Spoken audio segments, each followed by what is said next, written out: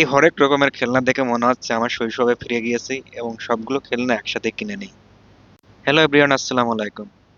রাজশাহী যেন মেলার শহর, আর এই শীতকাল যেন মেলার উপযুক্ত সময়। সেজন্য ঘুরতে আসলাম মেলায়।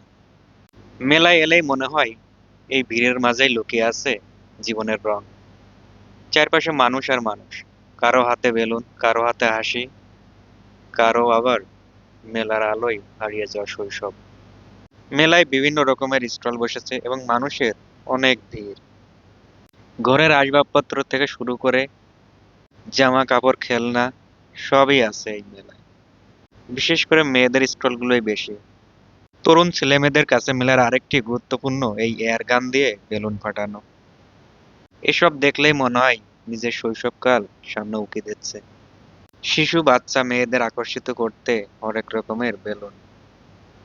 মেলার আলো, হাসির শব্দ, দোকানিদের ডাক, সব মিলে এক অদ্ভুত জীবন্ত পরিবেশ। ছোট্ট শিশুদের জন্য দারুণ একটি রাইড। সামনের এই স্ট্রবেরি শো, হরেক রকমের জিনিসগুলো দেখে মনে হবে খাবারের জিনিস, কিন্তু না, ওগুলো হলো ক্যান্ডেল লাইট।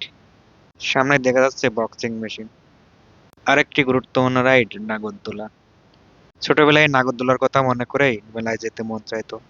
দেখা যাচ্ছে ছোট বড় সবাই মিলে টেনে উঠছে, পাশের দর্শনার্থীরা তাকিয়ে দেখছে। রঙিন স্টল, ঝাল মিষ্টি খাবারের গন্ধ, খেলনার দোকানে বাচ্চাদের চিৎকার, সব মিলিয়ে পুরো জায়গাটা জমজমাট। এক স্টল থেকে আরেক স্টলে ঘুরছি, কোথাও ফুচকা, কোথাও ঝালমুড়ি, কোথাও আবার চোখ ধাঁধানো খেলনা। সামনের এই খাবার দোকানে বিভিন্ন রকমের চাটনি থেকে শুরু করে অসংখ্য খাবারের মেনু আছে, কিন্তু দাম অনেক চড়া। মেলায় জিনিসের দাম তুলনামূলক বেশি হওয়ার কারণটা অজানা। তারপরেও আনন্দ ভাগাভাগি করতে অনেক মানুষের ভিড়।